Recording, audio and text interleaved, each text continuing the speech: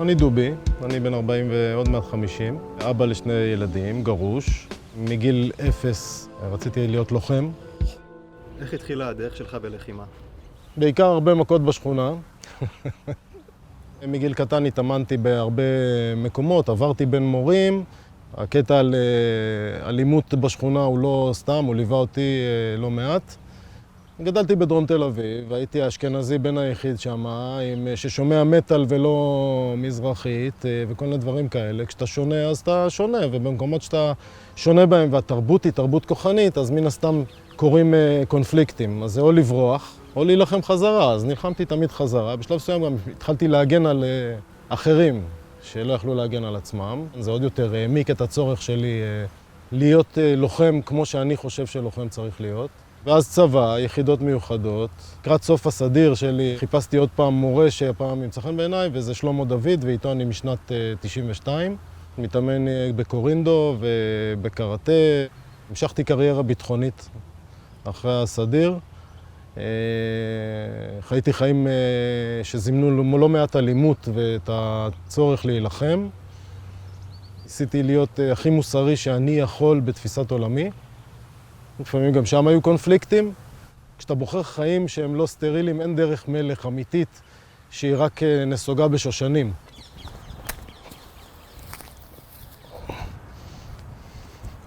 הלחימה והאומנויות לחימה הביאו לי שלווה בחיים. אני לא חושב שאני בן אדם עצבני או כועס או זוהם היום. יש רגעים כאלה. אני לא איזה בן אדם מואר או כל מיני תארים ניו אייג'ים או מיסטים כאלה ואחרים, אבל אני חושב שאני הרבה יותר שלב. זה תרפיה. חד משמעית. זה הדרך שלי להחלמה מהפצעים של עצמי ומהחרדות של עצמי ומהפחדים של עצמי, זה דרך הלחימה. להילחם וברח נראים אותו דבר. בהילחם אני הולך קדימה, בברח אני הולך אחורה, זה נראה אותו דבר, גם אם זה סתם רעש. אוקיי? אנחנו מנסים לעודד להילחם, אבל גם ברח זה בסדר. הבעיה שלנו זה עם כפה. בסדר? אנחנו עושים רק קדימה כרגע. בספירה שלי, ימין שמאל. איץ'. אני מלמד קראטה. אני נשען על ידע עתיק וישן, אבל אני חושב שבסופו של דבר לחימה זה דבר מאוד מאוד פרימיטיבי וגס. זה לא... העידון והסובלימציה וההפיכה של הדברים האלה לאומנות או לספורט זה משהו אחר וזה משהו חשוב, כשלעצמו. מה ההבדל בין אומנות לחימה ללחימה? משמעותי מאוד. לחימה נלמדת רק בלחימה, לחימה זה הכל לא כלום. אומנות לחימה וספורט לחימה זה דברים אחרים לגמרי, אין קשר. כמובן שאומנות לחימה וספורט לחימה מחדדים דברים מסוימים, אבל כמו שהם מחדדים דברים מסוימים, הם מכים דברים אחרים. בלחימה אין כאב אחד. יש להיות או לא להיות. אבל אני חושב שאומנות לחימה וספורט לחימה הם תרפיוטים במקומות אחרים לגמרי, במקומות של התמודדות עם עצמך, של היכרות עם עצמך. אבל לקרוא לזה לחימה זה לא לחימה. גם לעמוד מול טייסון בזירה ולחטוף מכות רצח זה לא לחימה. זה כואב, יכול להיות שאפילו מסוכן, אבל זו לא לחימה. כי לחימה זה הנכונות ללכת עד הסוף. בכל רגע נתון. ולא לחזור. הקראטה אוקינאווי התפתח באוקינאווה, עם כבוש שנכבש כל פעם על ידי עם אחר, היום הם כבר יפנים. מהות של הקראטה היא שלום. הקאטה הראשונה, פינן, דרך לשלום. זאת אומרת, אני אף פעם לא תוקף ראשון, שיש לזה גם יתרונות טקטיים, ואני לא מכה, אני לא מוציא זעם, אני בונה מבנים, בסדר? לא עובדים עם זעם. יופי, אמנון, תשחרר עוד מתח בכתף. עבדתי עם יחידות כמו ימ"ר תל אביב, יחידות שאמורות לעצור, לפעמים מעצרים של אנשים לא סימפטיים. וברגע שאתה נותן כלים נכונים לעבודה, בצורה לא פרדוקסלית, אתה מפחית אלימות ופציעות, מאשר לתת איזה ארגז כלים כזה, אני לא רוצה להשתמש בשמות של שיטות, אבל אגרופים, בעיטות וזה וככה, זה לא עבודת משטרה. היה לי אפילו ויכוחים עם זה, כאילו, זה שהמשטרה לפעמים פועלת לא נכון, או מנצלת כוח, או דברים כאלה, זה ברור, זה קורה בכל חברה. זה סיפור אחר, זה לא קשור לאימונים. אולי זה כן קשור לאימונים, כי שימוש לא נכון בכוח הוא תוצר של חרדה. גם שוטר מפחד. הוא חי בתוך הרגלים חרדתיים שכולם נגדו. או שכשהוא נכנס למעצר, כנראה יהיה פה שימוש בכוח. ברגע שאותו בן אדם לומד לעבוד נכון ומתרגל, והוא בטוח ביכולות שלו, המידתיות קיימת והצורך האנושי להשתמש בכוח עודף או שלא לצורך פוחת. ואם אני אעבוד 1, 2, פה הוא כבר היריב לא יהיה, הוא יעשה משהו. זה לא מקצב של לחימה. זה לא מקצב של לחימה. מקצב של לחימה זה זה. יאללה. גבי, יורד לך דם מהאף. תנקה את זה. כשיורים למשל בירי חירום, בירי מבצעי, לא יורים בם, בם, בם, אלא יורים בם, בם, בם, בם, בם, בם. הראשון זה אלימות כסמל, בוא נקרא לזה סוג של גלימה שאמורה לחסות על רגשות נחיתות, חרדות ודברים כאלה, ותסכולים.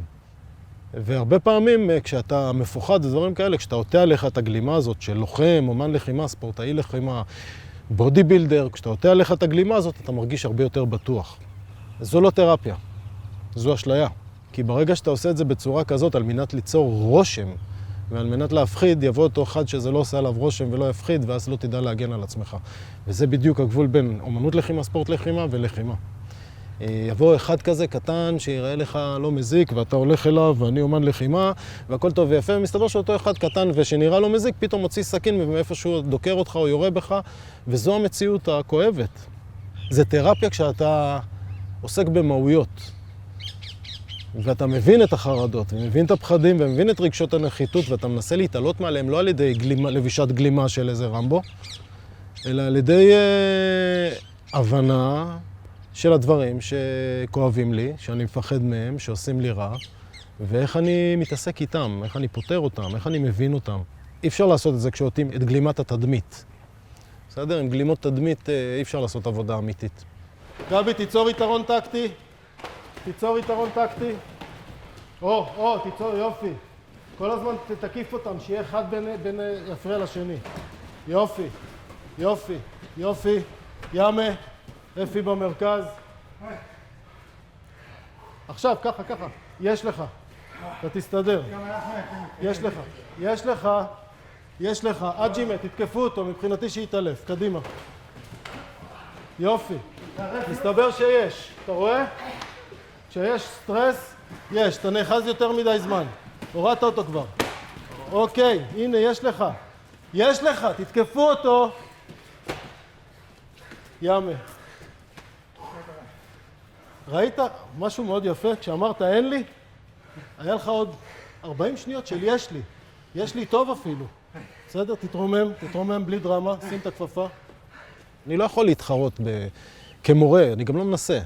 בשיווק של כל מיני אנשים מסוטטים עם חגורות ותמונות של כל מיני אלופי עולם, וזה ניצח 1000 קרבות וזה ניצח, לא יכול להתחרות עם אף אחד. הקרבות שלי, הם היו קרבות אמיתיים, אבל הם לא מוכרים, הם לא איזה... אני לא יכול... אני מנסה להביא לתלמידים שלי את החיים שאני חייתי, זה המשמעות של המילה סנסei, אגב, ביפנית, זה איש שהלך לפניי בדרך. אני מנסה להביא את הניסיון שלי למקום של אומנות לחימה. אני לא רוצה לגרום לאף אחד לחיות חיים אלימים, אבל את האלימות שאני חוויתי וחייתי, אנסה להפוך אותה למשהו שיתכנס בתוך העניין הזה של אומנות לחימה. אני חושב שזה הולך לא רע.